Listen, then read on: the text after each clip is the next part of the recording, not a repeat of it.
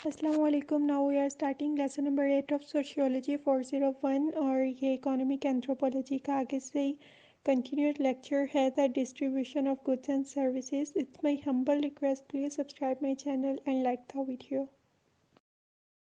सबसे पहले modes of distribution है. Economic Anthropologist ने Goods and Services के distribution को 3 modes में categorize किया है.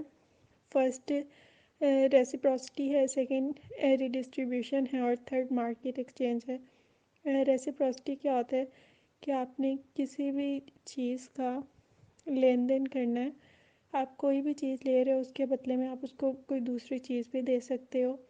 ज़रूरी नहीं है कि आप किसी से अगर सोना ख़रीद रहे हो तो आप उसके बदले में उसको चांदी दे सकते हो सोने की मिकदार का। ज़रूरी नहीं है कि आप पैसे ही दो, तो चीज़ों का लेन देन चीज़ों से भी कर सकते हो और पैसों से भी कर सकते हो। नेक्स्ट है रीडिस्ट्रीब्यूशन। सोसाइटी में मनी या करेंसी सही तरीके से जब तकसीम नहीं हो रही होती है तो वहाँ के जो पॉलिटिकल लीडर्स होते हैं वो पैसे इकट्ठे करके इसको सही तरीके से भी डिस्ट्रीब्यूट करते हैं। थर्ड है मार्केट एक्सचेंज। इसमें क्या है कि अपनी चीज़ों का जो लेन देन है, गुड्स एंड सर्विसेज का बाय एंड सेल करेंसी से करना है। आप कोई भी चीज़ ले रहे हो उसके बदले में आपको पैसे देने पड़ेंगे, या आप कोई भी चीज़ खरीद रहे हो तो पैसे दे के लोगे, अगर कोई चीज़ बेच रहे हो तो उनसे फिर पैसे लोगे।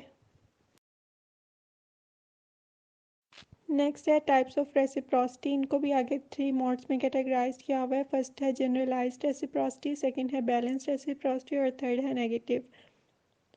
फर्स्ट वाले को देखते हैं। जनरलाइज्ड रेसिप्रोसिटी क्या होता है। इसमें कोई टाइम लिमिट नहीं होती है, आपको उधार चुकाना होता है मगर कोई टाइम लिमिट नहीं होती। मतलब आपका आपके पेरेंट्स के साथ जो रिश्ता है, सारी लाइफ आपके पेरेंट्स आपकी टेक केयर करते हैं, आपकी विशेस कंप्लीट करते हैं और बाद में आपको ये उधार चुकाना होता है। जब आपके पेरेंट्स बूढ़े हो जाते हैं फिर आपने उनकी केयर करनी होती है।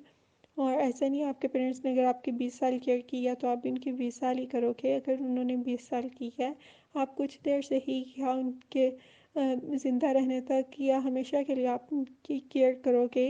तो लेकिन यह है कि आपने जो उधार है वो चुकाना है।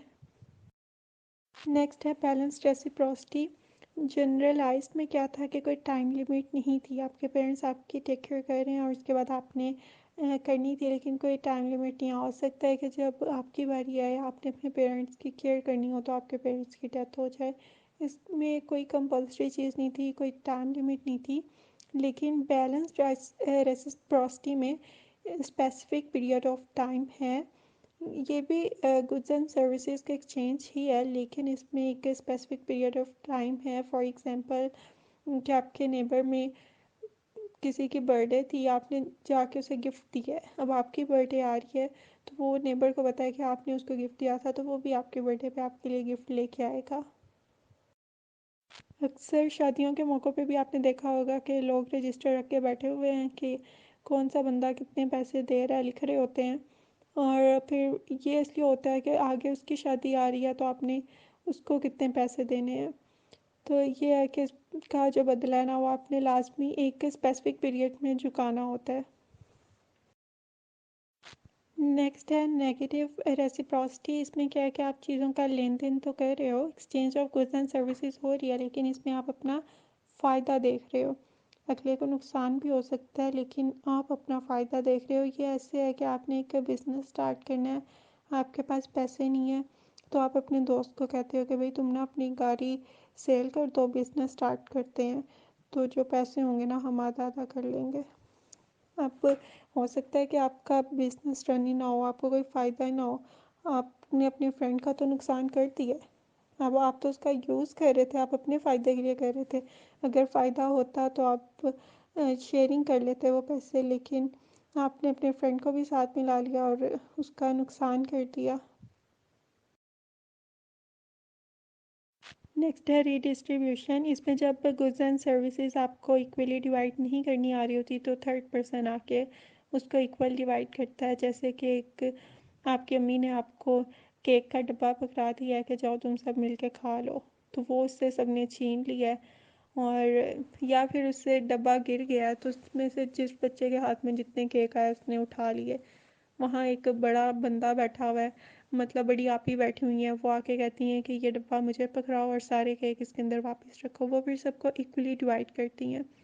और अगर इसकी कंट्री के लिहाज से एग्जांपल लें तो ऐसा हो सकता है कि आप पहले तो टैक्स वगैरह नहीं इंक्लूड होते थे, अब आप हर चीज़ पे टैक्स लगा दिए हैं, वो टैक्स लेते हैं और उससे इक्वली जो है आपको वो सर्विसेज मिलती हैं। लाइक उसके लिए उसमें से आपके लिए और चीज़ें बना दी जाती हैं, जैसे टोल प्लाजा पे अच्छे अच्छे रेस्टोरेंट वगैरह बना दिए गए हैं, या ज़कात के पैसे जो है वो गवर्नमेंट इकट्ठी करती है और इसको इक्वली जो है वो डिवाइड करती है। नेक्स्ट है मार्केट एक्सचेंज। ये गुड्स एंड सर्विसेज का करेंसी के थ्रू जो बाय एंड सेल है, एक्सपोर्ट एंड इम्पोर्ट है, इसे मार्केट एक्सचेंज कहते हैं। कि आपने मार्केट से जाके कोई भी चीज़ें ली, उसके बदले में आपने पैसे दे दिए, या आप कोई चीज़ एक्सपोर्ट कर रहे हो, इम्पोर्ट कर रहे हो, तो आप पैसे ले रहे हो या दे रहे हो, ये सब मार्केट एक्सचेंज में आता है। नेक्स्ट लास्ट है ग्लोबलाइजेशन। ये फ्री मार्केट इकोनॉमी है। लाइक आपके ऑनलाइन शॉपिंग वगैरह आप दराज से मंगवा रहे हो या आप अमेज़ोन से मंगवा रहे हो, जो आजकल हो रहा है। इसे ये एक यूनिवर्सल फिनोमेना है कि आप घर बैठे बाहर के मुल्कों से भी ऑनलाइन चीज़ें परचेज़ कर सकते हो, इसको मंगवा सकते हो। इससे क्या है कि जब इन पर टैक्स वगैरह लगते हैं, जब आप कुछ एक्सपोर्ट करते हैं, इंपोर्ट करते हो, तो वो टैक्स वगैरह जो है पॉवर्टी ख़त्म करने में काम आते हैं। गुर्बत ख़त्म करने में लोग वही पैसे जो हैं वो ज़कात वगैरह में दे देते हैं। गवर्नमेंट जो है यही टैक्सेस या ज़कात वगैरह में दे देती है, गुर्बत ख़त्म करने गरीबों में तकसीम कर देती है, या इसका जो मुल्क के लिए फ़ायदा होता है वो कर देते हैं। आपके लिए कोई ना कोई नई चीज़ जो है, नया पेट्रोल पंप या नई रेस्टोरेंट, आप ही की आप ही के लिए कोई ना कोई सर्विस इसकी प्रोवाइड कर दी जाती है। लेकिन ग्लोबलाइजेशन से क्या होता है कि आपके ताल्लुकात अच्छे बढ़ते हैं, जब आप अपने कस्टमर दूसरे मुल्कों में बना रहे हो, दूसरे शहरों में बना रहे हो। इस तरह लेन देन से क्या है कि आपके जो ताल्लुकात हैं, आपका रिलेशन बॉन्ड स्ट्रॉन्ग होता है।